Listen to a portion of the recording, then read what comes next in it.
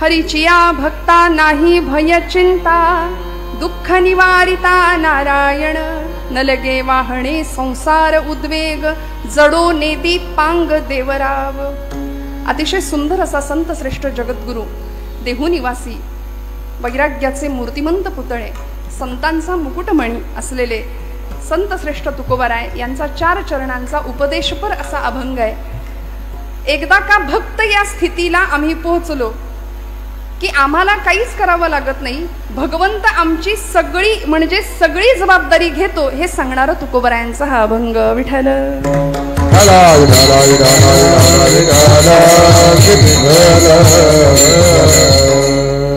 हरीचिया भक्ता नाही भय चिंता.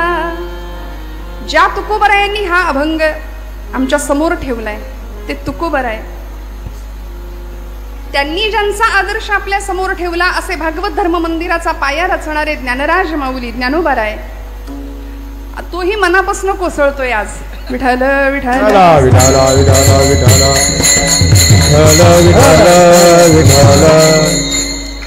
म्हणजे आजच नाही, रोज त्याची हजेरी लागत असेल, नाही असं नाही, पण आपलं म्हटलं आज जरा जास्त आहे. चला. हरीचिया भक्ता नाही भय चिंता, दुःख निवारिता नारायण, न लगे वाहणे संसार उद्वेग, जडो नेदी पांग देवराव.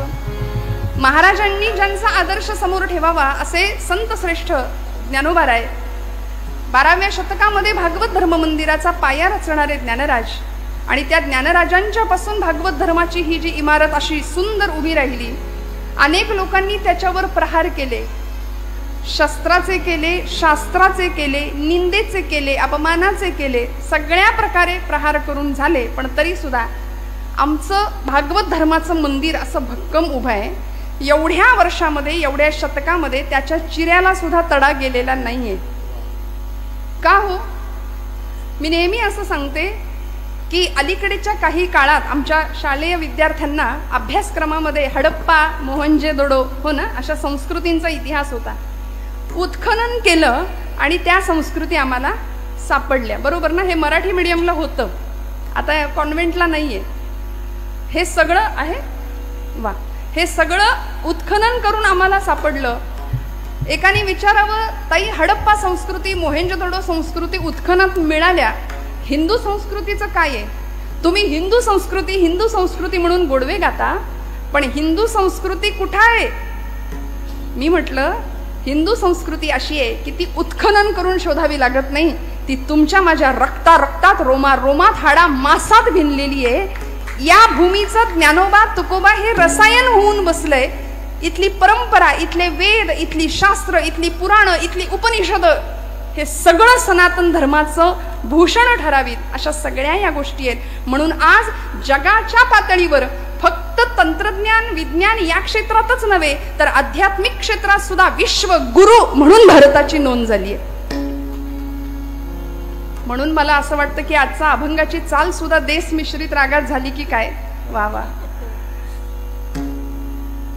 याला म्हणायचं योगायोग. हरीचिया भक्ता नाही भय चिंता. ज्या तुकोबारायांनी आम्हाला भक्ती शिकवली, बरं भक्ती करत असताना फक्त म्हणाले टाळ कुटत बसा मंदिरात, देवळात जाऊन. ज्या काळामध्ये देवळातला देव सुरक्षित राहील की नाही असा विलक्षण काळ होता तुकोबारायांच्या काळात. एकीकडे शककर्ता राजा घडत होता, महाराष्ट्राची राजमाता त्याला घडवत होती. तुकोबारायांनी वारकरी धर्माची पताका आपल्या खांद्यावर घ्यावी, संप्रदायाची पताका वारी करावी, जगाला भक्तीचं मोल सांगावं, भक्तीचं महत्व पटवून सांगावं, पण भक्ती बरोबर शक्तीचं सुद्धा महत्व समजावून सांगावं. आणि त्याच समाजाला हातामध्ये टाळ जरी दिला तरी त्याच समाजाला तुकोबाराय म्हणतात, विंचू देव्हाऱ्याशी आला, देवपूजा नावडे त्याला, तेथे पैजाराचे काम, अधमाशी तो अधम. त्यामुळे भक्ती या कन्सेप्ट मध्ये, भक्ती या संकल्पनेमध्ये काय काय नेमकं अनस्यूत आहे, काय समाविष्ट आहे? भक्ती करायची म्हणजे नेमकं काय? गळ्यात तुळशीची माळ, कपाळाला टिळा, पंढरपूरची वारी,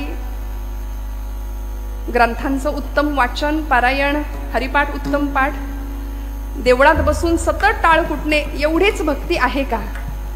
या पलीकडचा व्यापक अर्थ भक्तीचा आम्हाला संतांनी शिकवला, अर्थात तो करून दाखवला. कृतिशीलतेतून आम्हाला ज्ञान कसं देता येईल हे संतांनी समाजाला दाखवून दिलं. म्हणून तर परोपकाराय सताम विभूतया, जगाच्या कल्याण संतांच्या विभूती देह कष्टविती. त्यांचं येणं या करता होतं ना, रसातळाला निघालेल्या समाजाला सन्मार्गावर आणणं हे ध्येय होतं, हे जीवनाचं. वास्तविक येण्याचा काही उद्देश नव्हता. माऊली हरिपाठात म्हणते, मागील या जन्मा मुक्त झालो. आम्ही मुक्त झालोय, आम्हाला इथे येण्याची वास्तविक गरज नव्हती, पण तरी आम्ही आलो. तुकोबराय आले, आम्ही वैकुंठीचे वासी, आम्ही इथले नाही. पण आम्ही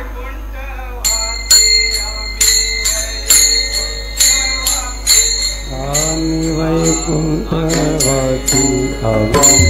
वैकुंठवासी, आलो याची कारणाची, आलो याच कारणाची. बोलिले जय ऋषी, बोलिले जय ऋषी. सात भावे वर्ताया, सात भावे वर्ताया. झाडू संतांचे मार्ग, झाडू संतांचे मार्ग, झाडू संतांचे मार्ग, झाडू संतांचे मार्ग.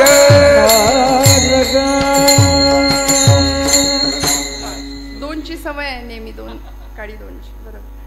आम्ही वैकुंठीचे वासी, आलो याची कारणासी, बोलिले जे ऋषी साच भावे वर्ताया. आम्ही या करता आलो. वास्तविक आम्हाला जो आनंद मिळाला तो तुम्हाला द्यायला आम्ही आलो. म्हणून भक्तीच्या प्रांतामध्ये हरिभक्त भरपूर आहेत, पण भक्ती कशी करावी, आणि भक्ती करत असताना कुणी जपजाप्य करतंय, कुणी तीर्थयात्रा करतं, कुणी दान धर्म करतं, कुणी कीर्तनाला येऊन बसतं, कुणी घरातच जपमाळ घेतं, समोर सिरियल चालू असते, हातात जपमाळ असते, ज्याची त्याची भक्ती. परवा एक आजीबाई म्हणली, लाव ग आई कुठे काय करते, हातामध्ये जपमाळ. ती संजना आली की रामकृष्ण हरी, रामकृष्ण हरी, रामकृष्ण हरी. अरुंधती आली की रामकृष्ण हरी, रामकृष्ण हरी, राम. असा जप चालतो. अशी भक्ती ज्याच्या त्याच्या सोयीनुसार आहे. माझं कुणाला काही म्हणणं नाही. गणपती आता येतील काही दिवसांवर, गणपती मंडळाची स्थापना होते. गणपती कुठेतरी कोपऱ्यात असतो, पण दिखावा जो काही असतो, देखावा फार तर मागे पत्त्यांचा डाव रंगेल. भक्ती जो तो ज्याच्या त्याच्या पद्धतीने करतो. पण प्रश्न असा आहे की भक्तीमध्ये नेमकं काय असलं पाहिजे, किंवा ती भक्ती करत असताना आपल्याला आवडते ती भक्ती करायची आहे की भगवंताच्या आवडी करता भक्ती करायची आहे. एखाद्या मंडळाला जर गणपतीनं दृष्टांतच दिला असेल की बाबा रे, मला आपलं ते अथर्व शीर्ष नको, गणपती स्तोत्र नको, देवाची धर्माची गाणी नको, मला आपलं ते सारखं बाई वाड्यावर या ऐकवा, असा जर एखाद्या मंडळाला जर दृष्टांत दिलाच असेल तर काय सांगावं आपण, कुठे काय बोलणार. मला माझ्या मिरवणुकीला डीजे शिवाय माझी मिरवणूक करायची नाही असं जर बाप्पांनी सांगितलं असेल, पण मला सांगा, हा सगळा थिल्लरपणा भक्तीमध्ये आला. परिणामी भक्तीची व्यापक व्याख्या आम्ही विसरलो. संतांनी आम्हाला हरिभक्त होता यावं इथपर्यंत तयार केलं. भक्तीची परिसीमा काय असावी हे समजावून सांगितलं. आणि या सगळ्यामध्ये जो हरिभक्त या पदवीला पोहोचतो त्या भक्ताला काय काय प्राप्त होतं. बरं, हरिभक्त कुणाला म्हणायचं? जो विभक्त नाही तो भक्त म्हणाले. आज आम्ही सगळे विभक्त झालो आहोत, सगळे विभक्त. 92 कुळी, 96 कुळी, 98 कुळी, याच्यातच आम्ही इतके विभागलो की एक कधी दिसणार. म्हणून आमचा हिंदू धर्म बघा, सगळ्या धर्मांमध्ये आमचा हिंदू धर्म श्रेष्ठ आहे, सनातन वैदिक धर्म आहे. हे जरी असलं तरी संत्र्यासारखा दिसायला वरून दिसतोय, पण फोडल्यानंतर आतून प्रत्येक कुडी वेगळ्या आहेत. इतर पंथांचं बघा, टरबुजासारखा आहे हिरवागार, वरून आम्हाला विभाग दिसतायत, पण आतमध्ये फोडल्यानंतर सगळे एकसंध आहेत. त्यामुळे भक्तीची व्याख्या फक्त देवभक्ती इथपर्यंत सीमित न राहता ती देशभक्ती, धर्मभक्ती, राष्ट्रभक्ती इकडे जावी. आणि असा हरिभक्त ज्यावेळी तयार होतो त्यावेळी त्याची अवस्था काय होते, त्याला काय काय प्राप्त होतं आणि भगवंत त्याच्याकरता काय करतो हे तुकोबराय सांगतात पहिल्या चरणापासून. हरीचिया भक्ता नाही भय चिंता, हरीचिया भक्ता नाही भय चिंता, हरीचिया भक्ता नाही भय चिंता, हरीचिया भक्ता नाही भय चिंता, हरीचिया भक्ता नाही भय चिंता,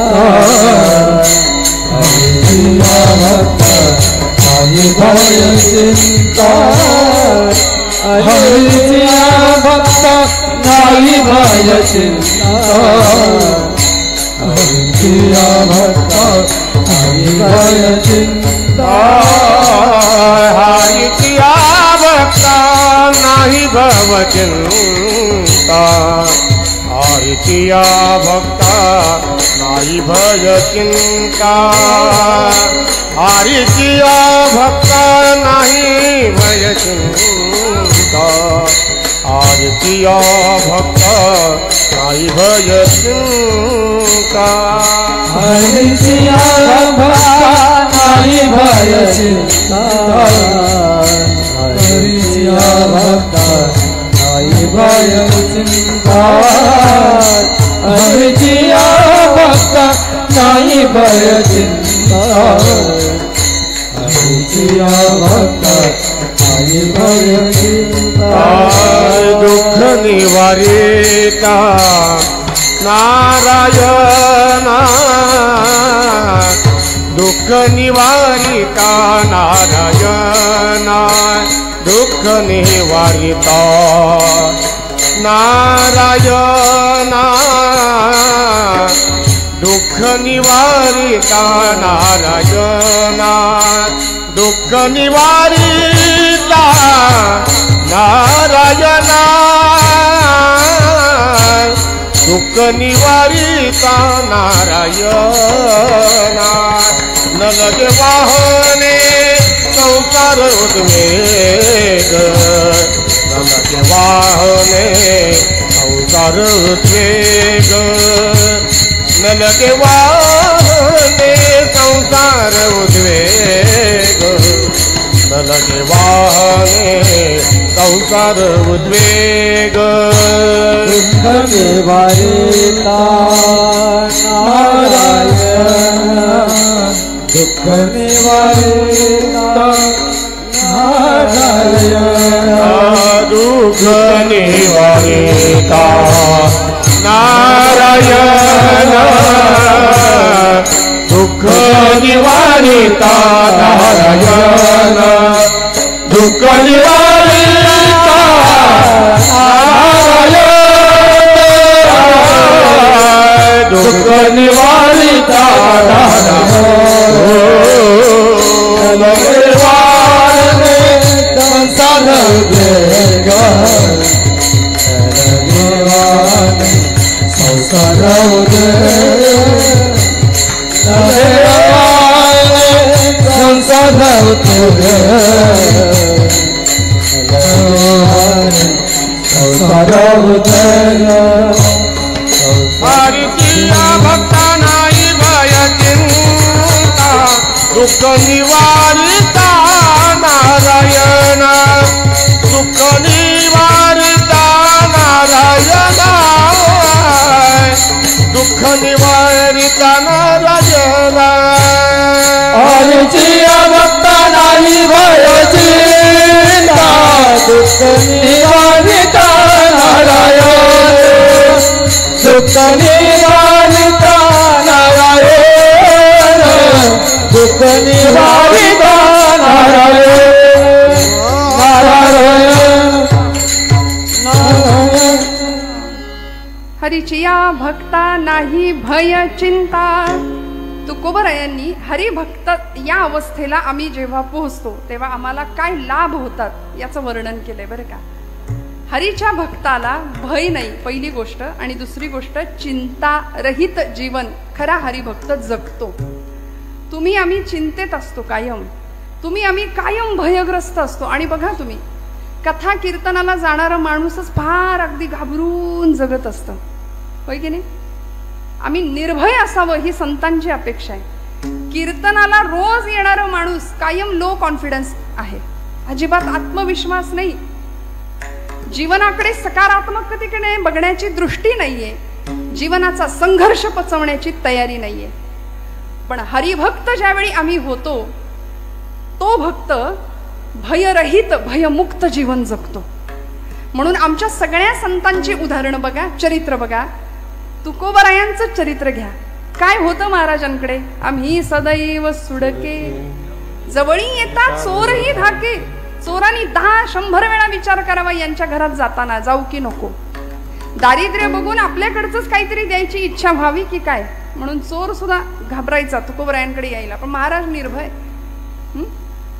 संसाराला बाजूला ठेवलं. संसार तापे तापलो मी देवा, करिता या सेवा कुटुंबाची. मी हे सगळं केलं भगवंता, पण पोळलो, ताप झाला, आणि आता तुझ्या भक्तीला लागलो, तुझ्या भजनाला लागलो.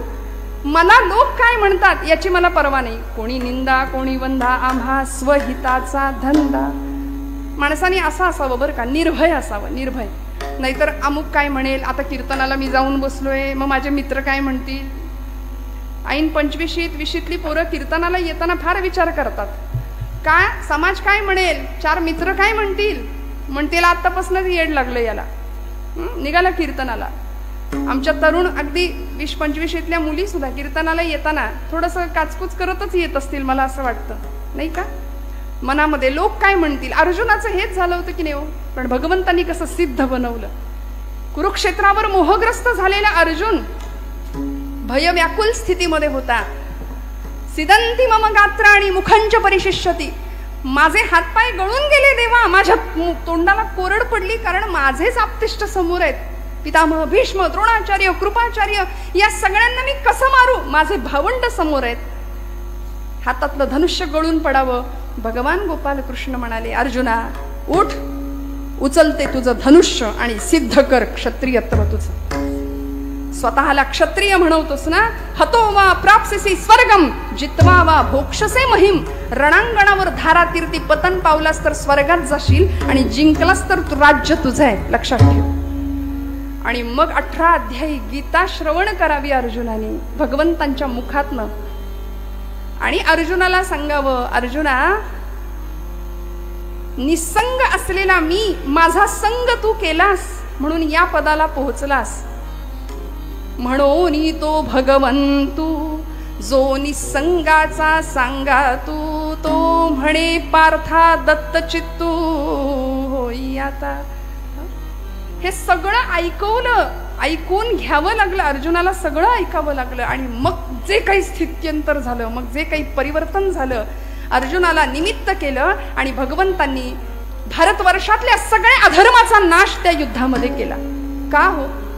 भक्तांनी निर्भय असलं पाहिजे. भक्ताचं ध्येय काय असलं पाहिजे, ते ध्येय निश्चित असलं पाहिजे. दुर्दैवानी आज तुमचं आमचं भक्ती राहू द्या बाजूला, व्यवहारात सुद्धा धड एक निर्णय नाहीये आमचा. कायम संभ्रांत, कायम गोंधळलेल्या अवस्थेमध्ये आहे की नाही. कायम भयग्रस्त आहोत. असं केलं तर असं होईल, मग तसं केलं तर काय होईल. निर्णय क्षमता नाही, पालकांकडे नाही. त्यामुळं पालक आपल्या मुलांमध्ये ती निर्णय क्षमता देऊ शकत नाहीयेत. मग आमचं बाळ 10वी पास होतं कसं बसं.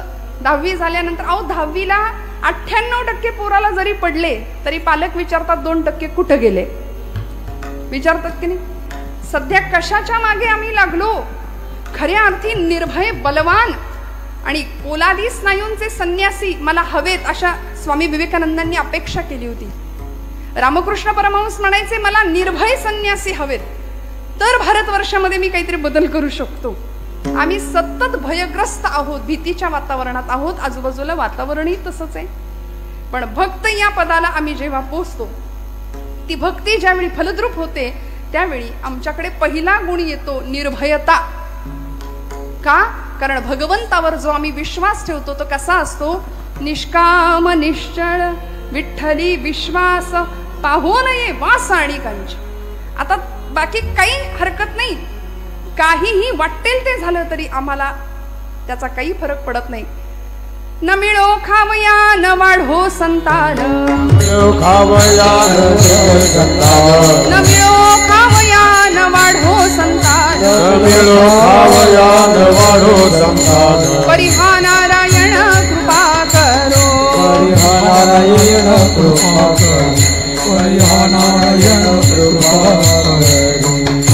तुटो हे शरीर फुटो हे मस्तक, नामाचा गजर सोडू नये. नामदेव महाराज म्हणले देह जावो अथवा राहो, पांडुरंगी दृढ भाव. काय भक्तीची परिसीमा असेल. आमचा इतका भक्तीतला सगळा गोंधळ आहे की आम्ही उपास जरी केला तरी दिवसभर इतकं तोंड वाकडं असतं आमचं.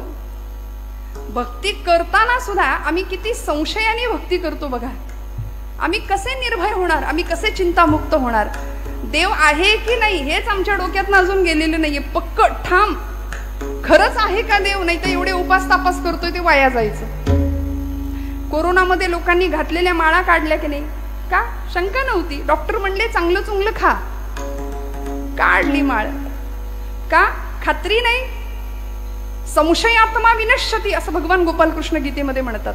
मग आपण भक्त आहोत ना, मग आपण विभागलेले विभक्त असता कामा नये. पक्का ठाम विश्वास पाहिजे. हरिभक्त या पदाला पोहोचायचं असेल. आमची भक्ती संशयाने ग्रासलेली आहे. एकाने मला विचारलं आता श्रावण आलंय, रोज बेलाची पानं भगवंताला व्हावी म्हणतो. सुरुवात केली खरी, पण शंकर पावला नाही तर हे पुढचंच. अजून सुरुवात पण नाही. आरंभ शूरहा असं म्हणतात आपल्याकडे त्याला. सुरुवात करायची. सुरुवात करतानाच आम्ही नकार इतका जीवनामध्ये भरवलाय. पावला नाही तर काय करायचं म्हटलं, जर तर राहू दे. नाही म्हणले मग देव बदलू का, हे आणि त्याच्यावर.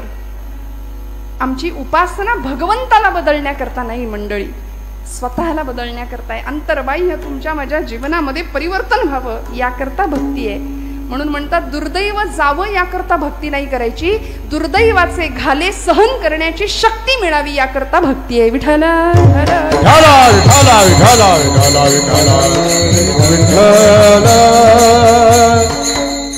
मग या पदाला आम्ही एकदा पोहोचलो, हरिभक्त या स्थितीला पोहोचल्यानंतर आम्ही निर्भय जीवन जगलो पाहिजे. निर्भयता आमच्याकडे आली पाहिजे. सध्या शास्त्रकारांनी वैराग्य शतक नावाचा एक ग्रंथ भर्तृहरींचा प्रसिद्ध आहे. त्याच्यामध्ये त्यांनी 9 प्रकारचे भय माणसाला जडतात जीवाला, त्याचं वर्णन केलंय. भोगे रोग भयम, कुलेच्युती भयम, वित्ते नृपालाद भयम, माने दैन्य भयम, गुणे खल भयम, रूपे जरायाद भयम, शास्त्रे वादी भयम, बले रिपु भयम, काये कृतांताद भयम, सर्वे वस्तु भयान्वितम भुवि नृणाम वैराग्यमेवा भयम. काय सांगितलं? भोगे रोग भयम. 9 प्रकारची भय आहेत. माणूस कायम भयामध्ये घाबरलेला आहे. भोगी माणसाला, ज्याला सतत भोग हवे असतात, सुखाचे यशाचे अनेक प्रकारचे भोग मनुष्य इथे आल्यानंतर भोगतो. भोगी माणसाला रोगाची भीती आहे. शास्त्रकार म्हणाले भोगे रोग भयम, कुले च्युती भयम. कुलवान शीलवान जो माणूस असतो ना, कुळाचा ज्याला अहंकार असतो, तो च्युत होण्याची भीती असते, त्याला पदच्युत होण्याची भीती असते. आपण जरा काही वेडवाकडं वागलो तर लोक काय म्हणतील, लोक काय म्हणतील याचाच विचारात तो कायम असतो. भोगे रोग भयम, कुलेच्युती भयम, वित्ते नृपालाद भयम. वित्त म्हणजे पैसा. म्हणाले कशाची भीती असते हो? ज्याच्याकडे भरपूर पैसा आहे त्याला राजाची भीती. हे पूर्वीच्या काळचं, पण आता सोपं सांगू का, इन्कम टॅक्स वाल्यांची फार भीती असते. वित्ते नृपालाद भयम, माने दैन्य भयम. मानी माणसाला दीनतेची भीती आहे. जो स्वतःचा मान सन्मान जपण्यामध्येच गुंतलेला असतो ना, तो लोक काय म्हणतील. 100पैकी 99 माणसं त्याला चांगलं म्हणतात, पण एक माणूस वाईट म्हणत असेल तर त्याचं सगळं लक्ष त्या माणसाकडे असतं की हा माणूस मला वाईट म्हणतोय. आणि खरं सांगू का, जग चांगलं म्हणतं, शेजारी कधीच चांगले म्हणत नाहीत. म्हणतात का? म्हणून निंदकाचे घर असावे आपल्याकडे म्हण आहे की नाही. पण आपल्या सगळ्यांना चांगले शेजारी भेटले असतील अशी आशा करते बरं का. त्यामुळे जगाने कितीही कुणी काही म्हटलं तरी मानी माणूस दीनतेचं भय बाळगून असतो. माने दैन्य भयम गुणे खल भयम. गुणवान माणसाला शत्रूची भीती असते. रूपे जरा याद भयम. रूपवान माणूस असतो की नाही त्याला म्हातारपणाचं भय असतं. हे माझं म्हणणं नाही, वैराग्य शतकातला श्लोक आहे भर्तृहरींचा, शास्त्रकार सांगतायत. रूपवान माणसाला जरा म्हणजे म्हातारपणाचं भय आहे. म्हणून तर जगामध्ये आता परवाच तो रेशो सांगितला बघा कुठेतरी, भारतामध्ये 60 लाख नुसती सलून आहेत.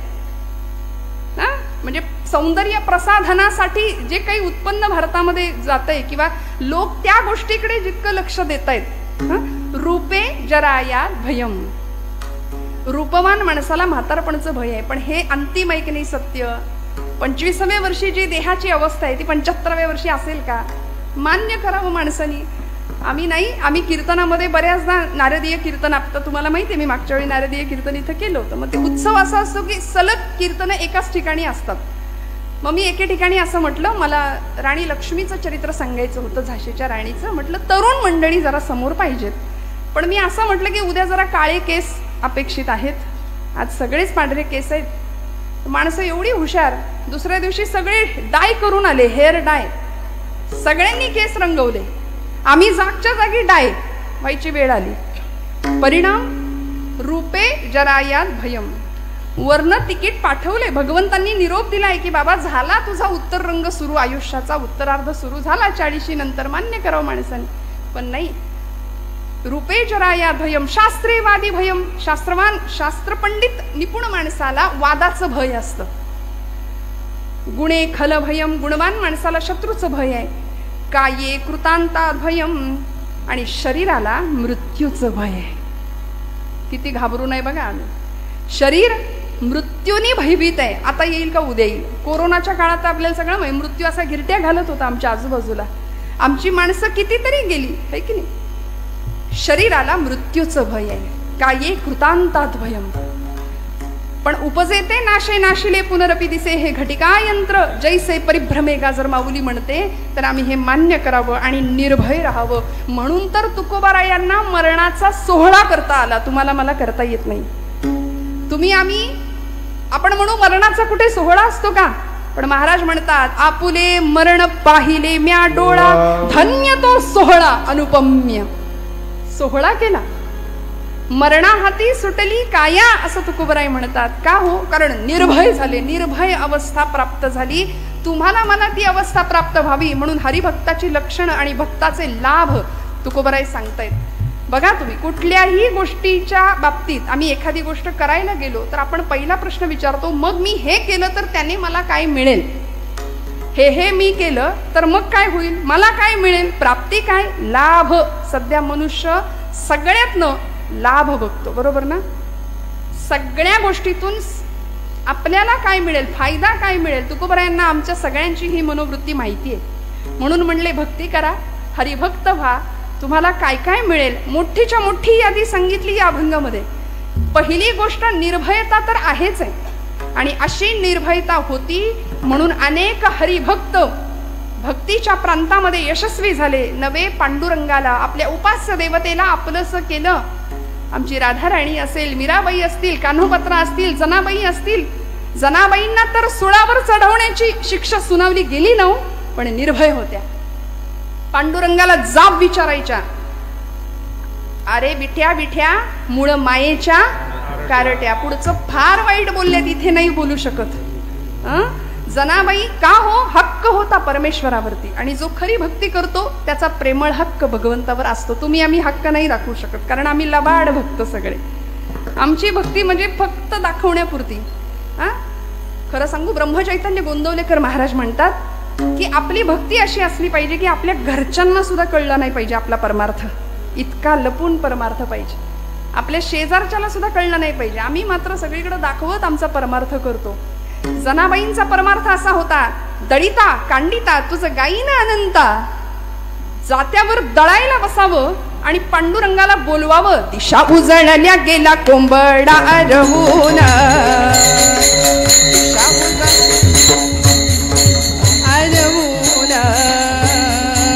सूर्याचं किरण येती डोंगरा मागून. हो सूर्याचं किरण जिती डोंगरा मागून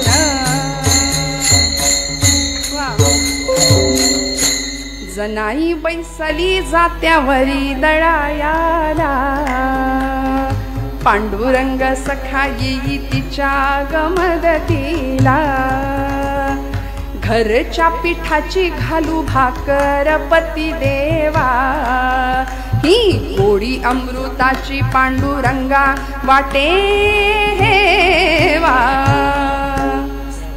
भगवंतानी धावत यावं जनाबाईंनी सांगावं पांडुरंगा सख्या ये रे हाक मारावी आणि भगवंतानी धावत यावं जने जने आलो ग जनी मांडते दळाणा नाम ओठी घोळते भारी जड हे जाते तुझे या विना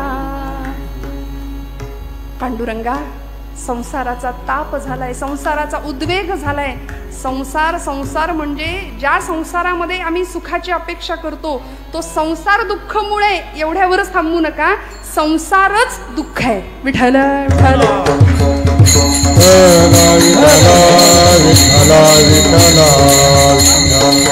म्हणून हाक मारावी आणि पांडुरंगाने धावत यावं आज तुम्ही आम्ही बोलवल्यानंतर पांडुरंग येतो का हो येईल का नाही ब्रह्मचैतन्य महाराज म्हणायचे माझ्या रामाकडं तुम्ही 2 पावलं चाला माझा राम तुमच्याकरता 20 पावलं चालत येईल तुम्ही चाललाच नाही तर तो म्हणेल तू तुझ्या जागी बरा मी माझ्या जागी बरा आमचा असा आहे आम्हाला देवाकडून सगळं पाहिजे देव नको आहे की नाही यादी लिस्ट तयार आहे आमची हे पाहिजे ते पाहिजे ते पाहिजे भक्ती करतो सकाम भक्ती करतो देवा अमुक अमुक अमुक अमुक एवढं सगळं मिळू दे तर आम्ही म्हणजे आमच्याकडे नवसाची पद्धत आहे की नाही कौल लावतो आम्ही नवस करतो ही सकाम भक्ती झाली पण संतांनी निष्काम भक्ती करावी जनाबाईंची निर्भयता काय होती जनाबाईंनी भगवंताला बोलवावं आणि भगवंतांनी धावत यावं कारण जनाबाई म्हणायची अरे अरे विट्या मूळ मायेच्या कारट्या नामदेव भांडण करायचे भक्त कैवारी या होशी नारायणा भक्त कैवारी या होशी नारायणा बोलता वचन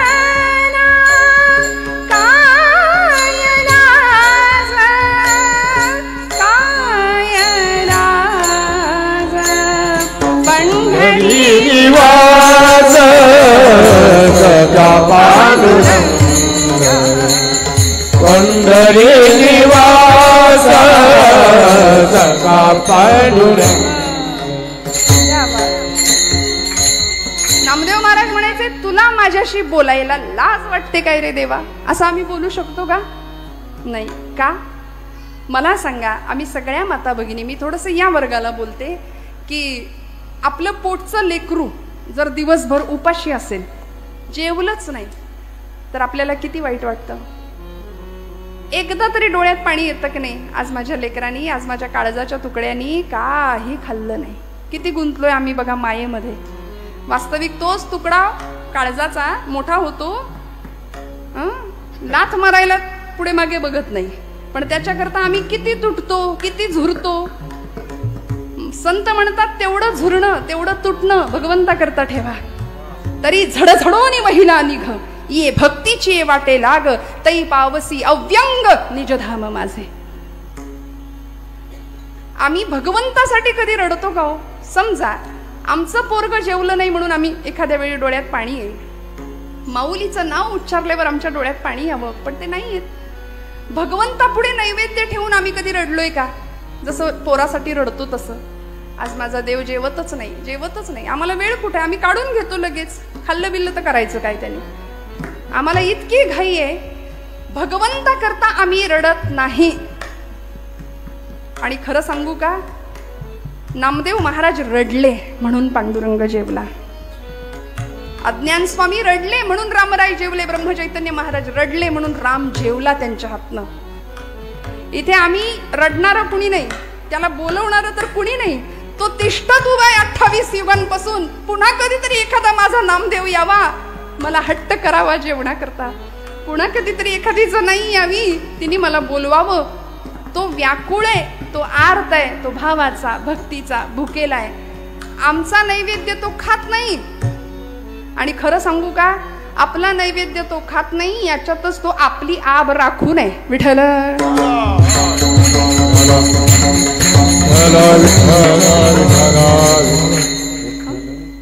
आहे की नाही. भगवंत आपला नैवेद्य खात नाही हे बरं आहे एका अर्थी. त्यांनी जर खायला सुरुवात केली तर अनंत हस्ते कमलावराने देता किती घेशील दो कराने, नेईल जेव्हा ते तू क्या करानी, किती रक्षसी मग दो करानी. इतकं दिलंय त्यांनी आणि ते सगळं जर काढून घ्यायला लागला तर मग काही आपलं खरं नाही. जनाबाईंनी आर्ततेने भगवंताला बोलवावं आणि भगवंतांनी सांगावं, मीही होतो एकला करमेना मुळी मला. जने जने मलाही नाही करमत ग, आरसा मला गे दिधला तुझे याद ठेला. पांडुरंगा सख्या आलास करे, हात तुझा लागला रे, जात झालं हलक हलक, दारी आल अमृत पिक तुझी याद ठेला. पांडुरंगाने सांगावं, जने काय सांगू, मीही होतो एकला करमेना मुळी मला. आणि असा संवाद भगवंताचा जनाईचा चालावा. आपल्या सगळ्यांना कथा माहितीये, मी काही वेगळं सांगत नाहीये. एखादी कथा जर सांगायला लागली ना, लोक म्हणतात ऐकलंय, माहितीये, परत काय. हे स्वतःला सोफिस्टिकेटेड समजणारी माणसं बरं का कीर्तनातली. श्रद्धा नाही, भाव नाही, व्यवहारातलं मोठेपण इथं सुद्धा जपणारी काही मंडळी असतात. पण आपल्यापैकी तसं नाहीये कोणी, याची मला जाणीव आहे. त्यावेळी प्रत्येक वेळी आमचा भाव जागृत होतो, आम्ही तिथं पोहोचतो. जनाबाईंचा भाव काय असेल एका क्षणापुरतं का होईना आम्हाला जाणवतं. आणि ज्यावेळी पांडुरंगाने दळायला सुरुवात करावी, भगवंताला सांगावं जनाईनी, पांडुरंगा तुला सवय नाही बाबा, कंबर बिंबर दुखेल. आडवे झाले भगवंत, गळ्यातला रत्नहार काढून टाकला, थंडी होती म्हणून जनाबाईनं आपलं कांबळं टाकावं. इकडे पहाड झाली, भूपाळीचे स्वर कानावर पडले. सगळे पुजारी म्हणतायत भूपाळी आणि लक्ष हाराकडं. विषयात बडबडलेली माणसं याहून दुसरं काय करणार. सगळी बडबड गडबड सुरू झाली. सगळे विकारग्रस्त आम्ही माणसं, आम्ही सगळं याकडेच लक्ष देतो. बघा तुम्ही, ताबडतोब जनाईवर आळ घेतला गेला, तिला पकडलं गेलं. आपली कथा पुढची सगळी माहिती आहे तुम्हाला. जनाबाईंना सुळावर द्यायचं ठरलं. आणि सुळावर जाताना जनाबाईंनी पांडुरंगाला जाब विचारावा, भगवंता दळिता कांडिता तुझं गायीन अनंता म्हणून प्रत्येक काम करताना तुला आठवलं, तुझं स्मरण केलं. कुठल्याही कामामध्ये प्रत्येक श्वासाला मी तुझं नाम घेतलं. पांडुरंगा हा दोष मला लागावा अशी जर तुझी इच्छा असेल तर ठीक, तुला हवं तसं होईल. पण मी निर्दोष आहे हे जगाला जर कळायचं असेल ना तर भगवंता तुला यावं लागेल. म्हणून सुळावर देताना जनाबाई म्हणतात, पाटील अहो पांडुरंगाच्या देवळात निघाले तरी पायरीला नमस्कार करून जाते, आज तर आयुष्य संपवायला निघाली, या सुळाला नमस्कार तर करते. म्हणून सुळाला हात लावला आणि सळ सळ सळ सूळ सगळा वितळायला लागला. लोखंडाचं पाणी झालं. आता जर हे असं नवीन पिढीला सांगितलं तर फार पुढारलेली, फार शिक्षण घेतलेली मंडळी म्हणतात हे काही पटत नाही, बुद्धीला पटत नाही. पण बुद्धीपेक्षा भावनेनी इथे विचार करायचा असतो. बरं त्यांना पटावं तर त्यांनाही सांगावं लागेल, नाहीतर ते इकडे येणारच नाहीत. आपलं फार आहे बघा तुम्ही, आपल्या संप्रदायामध्ये असू दे, हिंदू धर्मामध्ये असू दे, आमची नवीन पिढी भरकटलेली आहे, वेगळ्या मार्गावर जातीये. का? कारण आम्ही त्यांना आपलंसं करून घेत नाही. तुला नाही कळायचं ते जाऊ दे, तुझं तू बघ. आपण त्याला बोलून मोकळे होतो. पण ते म्हणतात हे तुमचं मॅजिक आम्हाला पटत नाही, आमचं लॉजिक काय आहे, लोखंडाचं असं पाणी होऊ शकत नाही. अहो पण पंचभौतिक असलेला देह आहे, भूजल तेज समीर ख अशा 5 महाभूतांपासून बनलेला देह, त्यातलं अग्नितत्व भगवंत जागृत करतात. आणि अग्नीचा स्पर्श झाल्यानंतर लोखंडाचं पाणी जसं होतं तसं अग्नीची सत्ता तिच्या हाताच्या स्पर्शाला दिली, लोखंडाचं पाणी झालं. सर्व सत्ता आली हातात, नाम याचा खेचर दाता. भगवंत सत्ताधीश आहे, तो तुम्हाला मला सगळं द्यायला बसलाय. त्यामुळे आम्ही निर्भय व्हावं आणि मोकळ्या मनाने, मोकळ्या अंतःकरणाने भगवंताची भक्ती करावी. नाही भय चिंता, चिंतारहित जीवन तुमचं आमचं असावं.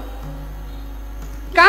कारण दुःख निवारिता नारायण तुझ मोकलील ऐसे नाही मज मोकलील ऐसे नाही तुझ मोकलील ऐसे नाही तुझ मोकलील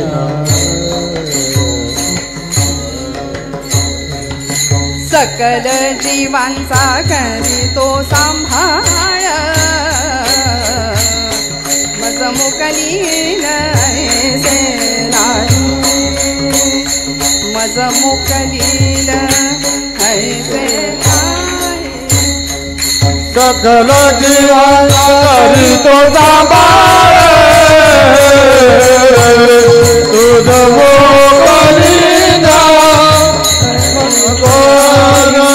तुझ मोकलील ऐसे नाही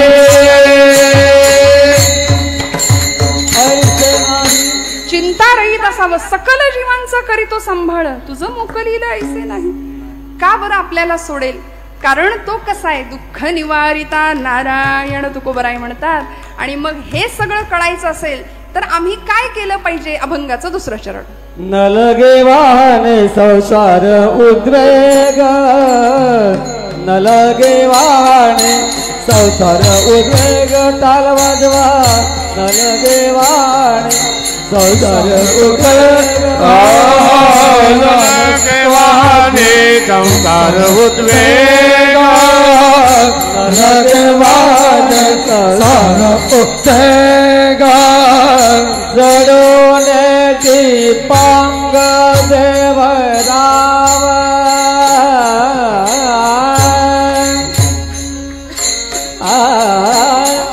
उद्वेग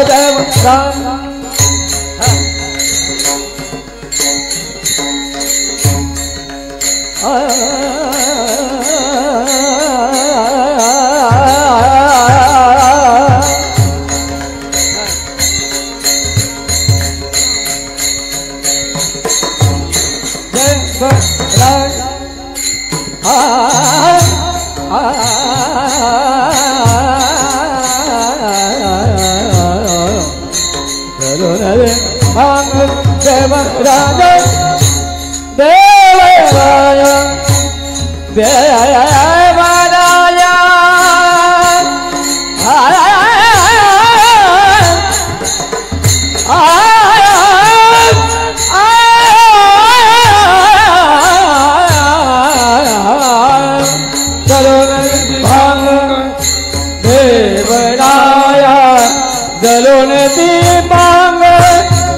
देवराव जडून दीपांग देवराव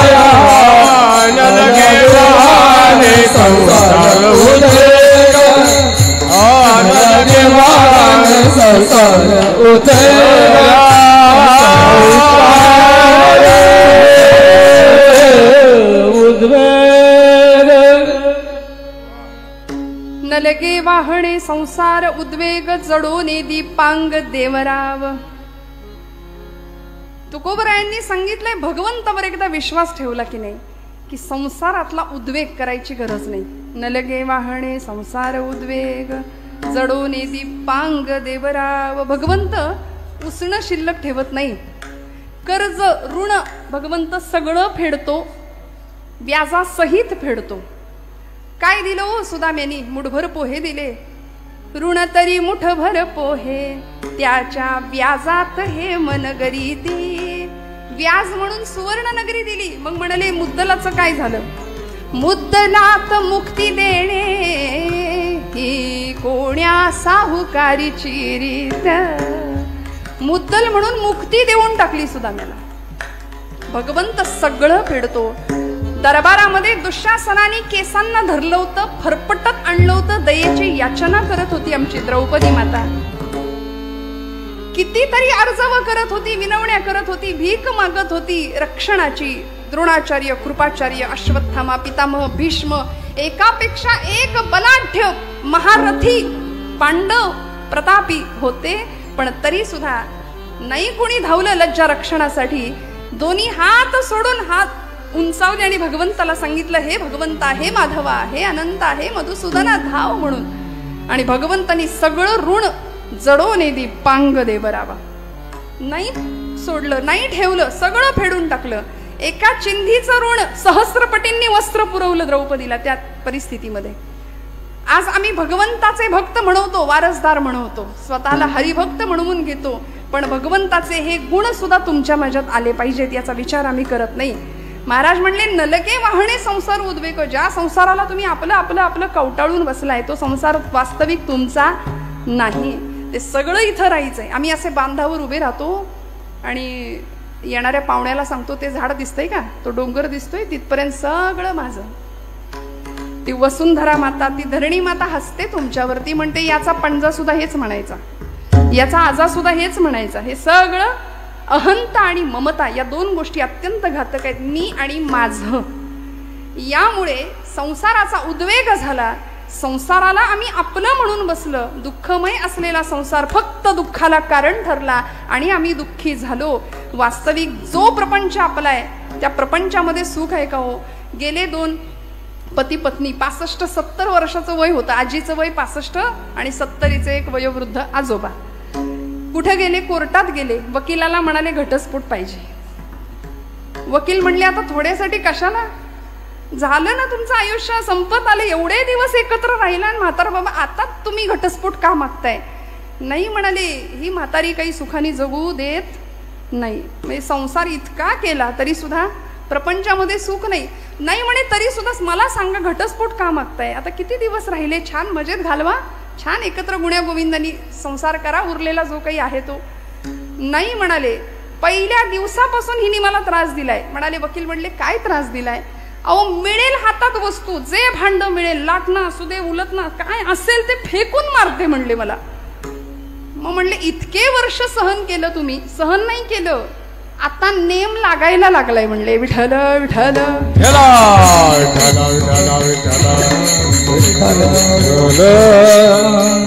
इतके दिवस सगळी प्रॅक्टिस झाली म्हणूया. आणि असा प्रपंच आहे बघा ना. वाटतंय सुख आहे, सुख सुख म्हणत आहे, दुःख ठाकोनी आले. करुणाष्टक लिहिली समर्थ रामदास स्वामींनी. त्यांनी असं सांगितलं, विषयजनित सुखे सौख्य होणार नाही, तुझ विण रघुनाथा वोखटे सर्व काही. भजन रहित रामा सर्व ही जन्म गेला, स्वजन जनधनाचा व्यर्थ म्या स्वार्थ केला.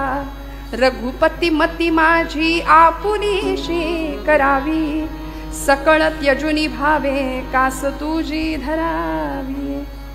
म्हणून घटिका गेली, पळे गेली, तास वाजे झणाणा, आयुष्याचा नाश होतो राम कारे म्हणाला. हा संसार आम्हाला बंधनाला कारणीभूत ठरणार आहे. ते भुंग्यासारखं आमचं असे आम्ही गुंतून बसलोय आणि तो भ्रमर रात्रभर कमळाच्या फुलात जाऊन बसला. का? आता उजाडेल, मग उजाडेल. त्या कमळानी पाकळी मिटली. एरवी लाकूड पोखरणारा भुंगा पाकळी कातरू शकला नाही. मनात आलं असतं तर पटकन बाहेर पडता आलं असतं, पण तिथे बंधनात, संसार प्रेम बंधनात अडकला. आमचं असंच होतं. म्हणून महाराज म्हणले, नलगे वाहणे संसार उद्वेग, जडोने दीपांग देवराव. बर परमार्थासाठी आवश्यक असलेल्या 2 गोष्टी, अभंगाचं 3रं चरण. असो द्यावा धीर सदा समा, द्यावा धीर सदा समाधान, असो द्यावा धीर सदा समाधान, असो द्यावा धीर सदा समाधान, असो द्यावा धीर सदा समाधान, यावती है सदा असो जावती सदा समाधान, धीर